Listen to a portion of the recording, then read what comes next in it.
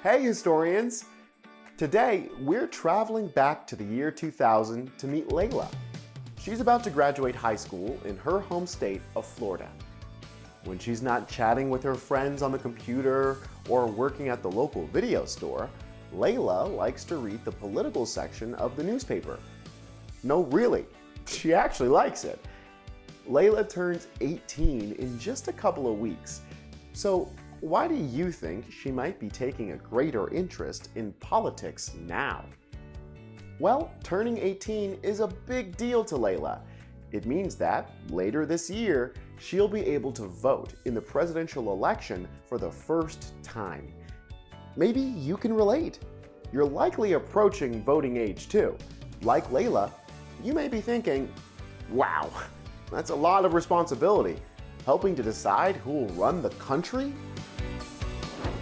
Have you ever thought about how you'll evaluate and select a presidential candidate? What values do you admire in a leader? What kind of future do you want for the country? Well, Layla's wondering the same thing herself. Today, we're going to join Layla as she evaluates the candidates in the 2000 election. But what Layla doesn't know is that the election holds some unexpected twists and turns, and that soon the eyes of the nation will be fixed on her home state, Florida. Let's go!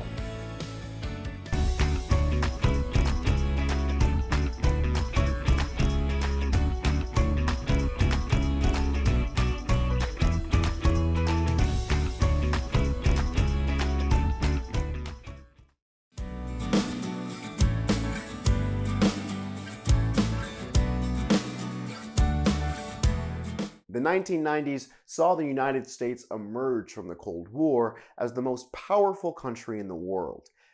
New technological advancements and the economic boom propelled the nation to new heights. As the new millennium arrives, many are viewing the 2000 election as a pivotal moment in American history. Who will lead the nation into its next era, into what would hopefully be a bright future? Layla knows she has a chance to help contribute to this future, but first, she needs to get a better understanding of the two candidates. The 2000 election is between George W. Bush and Al Gore. Let's take a look at each candidate's political goals to help Layla make her decision. As you watch, jot down some notes on each candidate's platform. George W. Bush is the governor of Texas. As a Republican, Bush leans conservative. His values focus on personal responsibility, limited government, and national security. Let's take a look at some of the specifics. Bush wants to stimulate economic growth by reducing the federal income tax for everyone. Like many Republicans, Bush also wants to reduce the government's involvement in providing Social Security. Bush thinks that some Social Security funds should instead be managed by private companies. Third, he wants to reform education. He's proposing a policy to increase funding to improve the American education system. Bush also wants to reduce military involvement in other countries. He thinks that President Clinton's peacekeeping missions are involving the U.S. too much in the affairs of other countries. Instead, Bush aims to increase national security at home. He wants to strengthen the military and develop a nuclear missile defense system to protect it from foreign threats. Pause here if you need to fill in your guided viewing section on Bush's platform. Feel free to go back and re-watch this section of the video.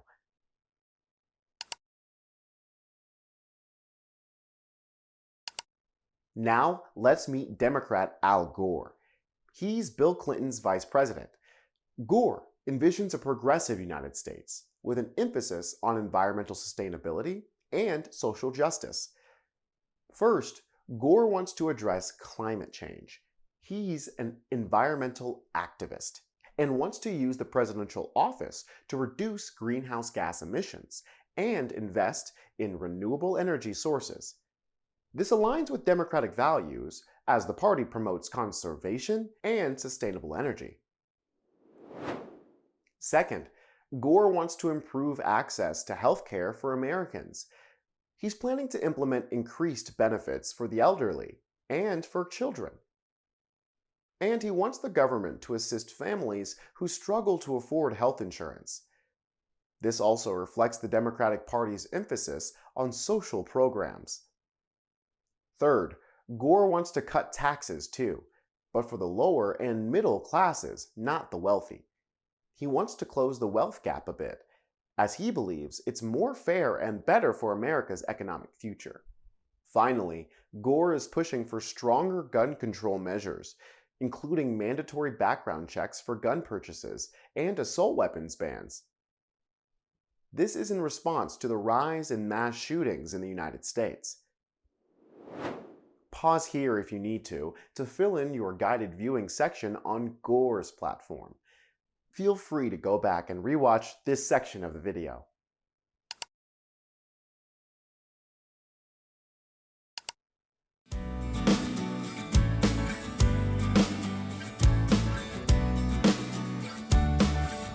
The big day has arrived. Election Day, November 7th, 2000. Make sure you're following along with the day's events in your PDF. There's Layla. Who do you think she'll vote for? Bush or Gore? Well, we have a secret ballot in the United States for a reason.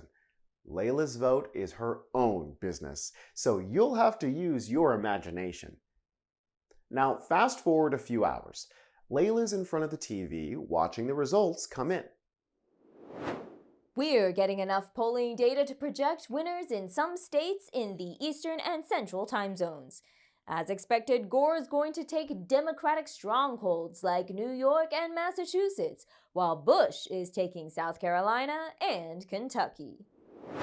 Layla's noticing how important each state is to the candidates. She remembers from her civics class that the election is based on the Electoral College. For most states, whichever candidate gets the most votes wins all of that state's electoral votes. So, to win the presidency, a candidate must receive a majority of electoral votes. Hold on to this information. It'll prove to be pretty important to understanding the 2000 election.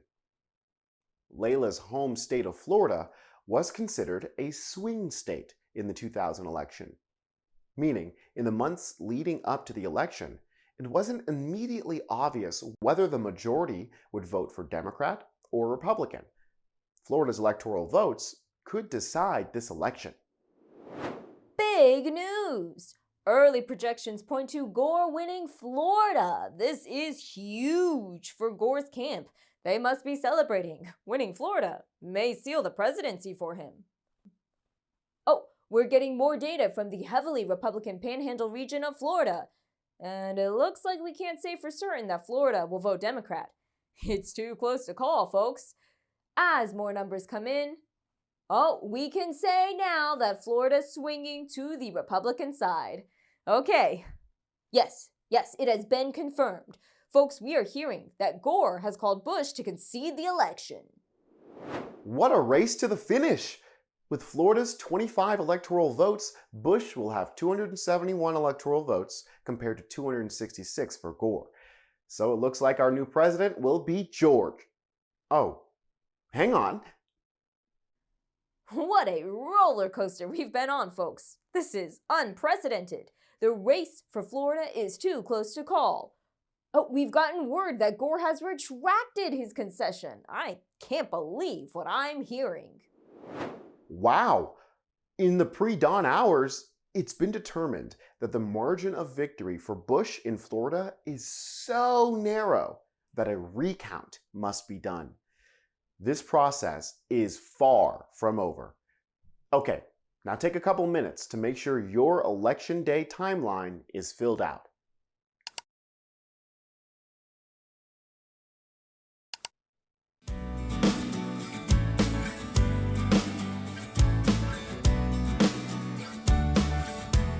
So why do you think that if an election is close, a recount is required? take a minute to chat about it with Layla.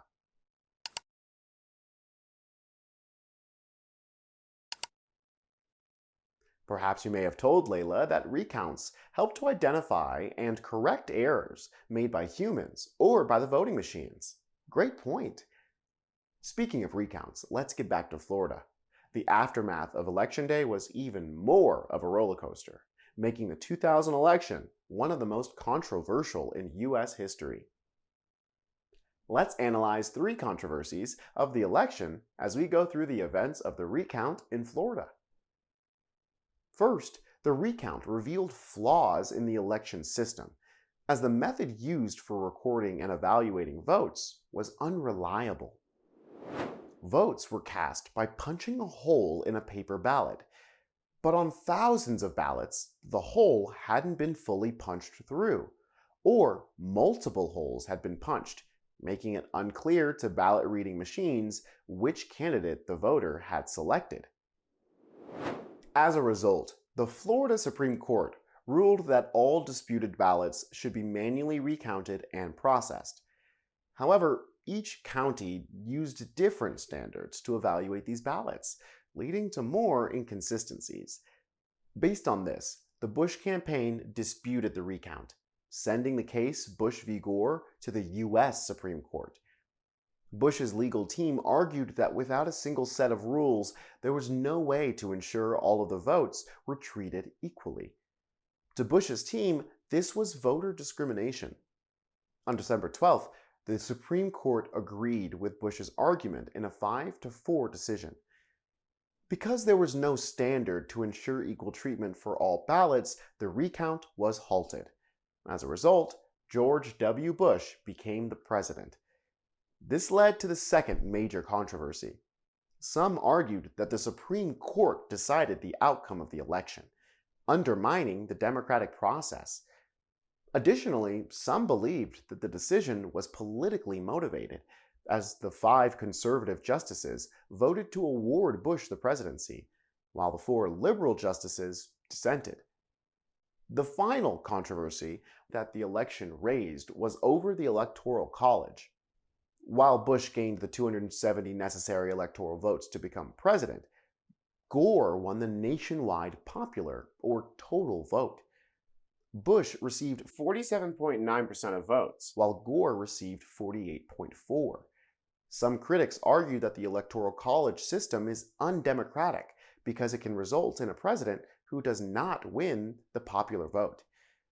Overall, the contentious nature of the election increased political divisions in the United States. This set the stage for more divisive presidential races in the future. So, what do you think, historians? Why was the 2000 election so controversial?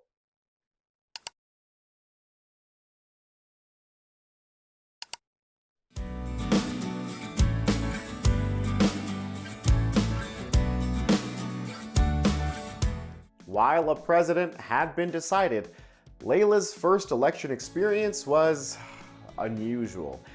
She realized that regardless of who she had personally supported in the election, changes needed to be made to the democratic process. So she joined a political activism group at her college to advocate for election reforms to make the system fairer. In the PDF, you'll help her figure out which issues to address. Well, what do you think, historians? Will your first voting experience be as eventful as Layla's was? Like Layla in 2000 and millions of young people across the country today, the democratic process gives you the opportunity to keep making history. Hey, hey.